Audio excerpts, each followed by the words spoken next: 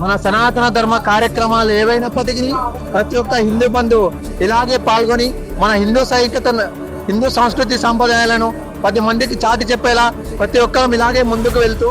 మన సాంస్కృతిక కార్యక్రమాల నుంచి ప్రతి ఒక్కరు ముందుకు వెళ్ళాలని చెప్పేసి కోరుకుంటున్నాం. అదేవిధంగా మన